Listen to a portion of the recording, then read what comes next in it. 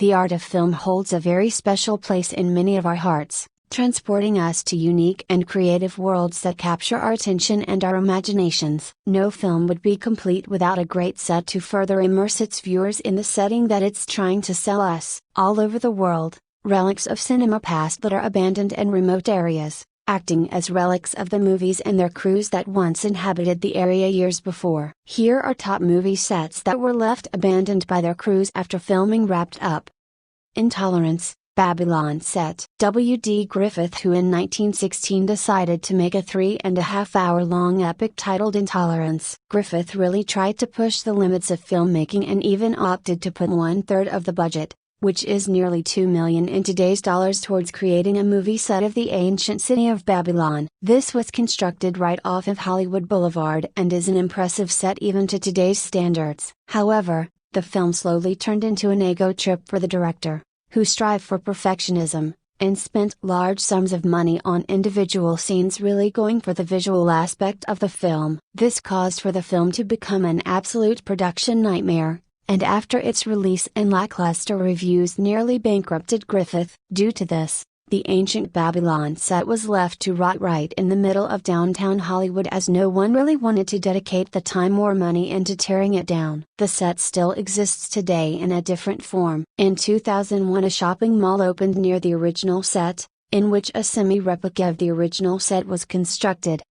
The Ten Commandments, City of the Pharaoh. In 1923, Cecil B. DeMille did just that while constructing the City of the Pharaoh for his version of the Ten Commandments. He constructed the set in the desert outside of the small town of Guadalupe, California. The set consisted of an 800 feet wide temple complete with 21 giant sphinxes lining the way to its entrance. Its impressive size left the production team with the dilemma of cleaning up the set after filming and transporting its pieces. DeMille instead hatched the idea to simply bury the entire thing right in the center where it stood, and they did exactly that. The set sat for nearly 90 years in the desert until, in a strange twist, archaeologists decided to try to dig up its remnants. They discovered near intact sphinxes as well as remnants of buildings and pottery, all from the original sets of the movie, untouched for nearly a century.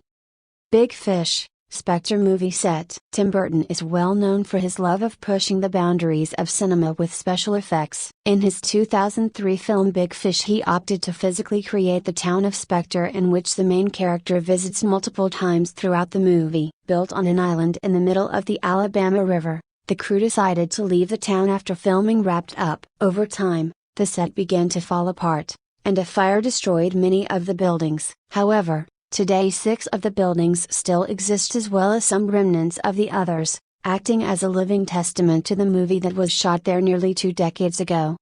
Star Wars, Tatooine set. No one knew that Star Wars was going to be a hit when it first premiered in 1977. Not even George Lucas had too much faith in his own film. Regardless, much effort was put into trying to create the illusion of the exotic worlds featured in the film. The desert of Tunisia was chosen to be the location of the desert planet of Tatooine. Here, sets were constructed, and props were all left, including the exterior of Ben Kenobi's home, and a skeleton of a fictional krayt dragon. When cast and crew returned in the late 1990s to film the prequel film The Phantom Menace, they were shocked to see that although locals had picked over these sets, they remained almost fully intact. The sets expanded as they created an entire village in order to make the Mos Espa set. This set still stands in full, a tourist attraction by the Tunisian government, who realized it could be marketed as a pilgrimage site to any Star Wars fan wanting to bring themselves a bit closer to the film. The Good, the Bad and the Ugly. Regarded as the greatest Western of all time, The Good, the Bad and the Ugly is usually pretty high up on lists of people's favorite movies. Primarily filmed in and around Almería, Spain, many of the Old West-style buildings were left on location, and used in various other spaghetti westerns as time went on. In 2014, restoration procedures began on the site of the Sad Hill Cemetery location. The cemetery had been constructed solely for the film, and fell apart after filming wrapped up. However, a near replica now exists on the exact site of the former set thanks to some dedicated film enthusiasts. Popeye Village. Some films are baffling that they ever got made. 1980's Popeye, featuring a young Robin Williams is one of these films. Even more baffling is that for such a bizarre film concept, they created an entire village complete with fully constructed buildings in the island country of Malta. Such a large set would be very expensive to destroy, and they instead opted to leave it there with the government of Malta, deciding to turn it into a tourist attraction. It's still open to this day, complete with its own website. Even today, it looks like a neat little Mediterranean getaway regardless of its significance to cinema history. Field of Dreams. If you build it, they will come. That's exactly what they did. Just as Ray constructed his own baseball field at the edge of a cornfield in the 1989 classic Field of Dreams, so did the construction crew for the movie. Built in the small town of Dyersville, Iowa, this set consists of the baseball field itself, as well as the house of the film's main character. Once all over the field and home were left there, and not unlike other locations on this list, quickly became a tourist attraction. Today you can visit the site, take a tour of the house, and occasionally watch a baseball game. In fact, Major League Baseball has even decided to have a game played on the site in 2020. Although it loses a bit of its novelty when you realize they're constructing another additional field on the other side of the cornfield in which the teams will play, and not the actual set.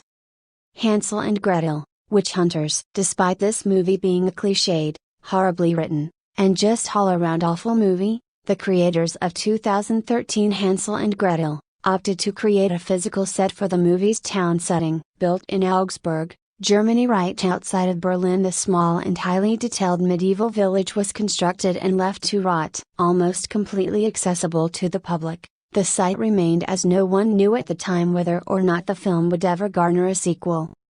Schindler's List. Spielberg aimed for brutal accuracy in his depiction of the Nazi concentration camp Plaslow in his 1993 historical drama Schindler's List. The actual camp had been torn down years ago, and would have posed an ethical dilemma to film there, so instead Spielberg opted to build a replica in a nearby quarry in Poland, complete with 7 watchtowers, 34 barracks, and replica officer villas. Once filming wrapped up, they left the replica camp to rot in the old quarry. Although it's just a movie set and nothing really happened there, doesn't make it any less sobering and terrifying to visit due to the real-life counterpart it represented.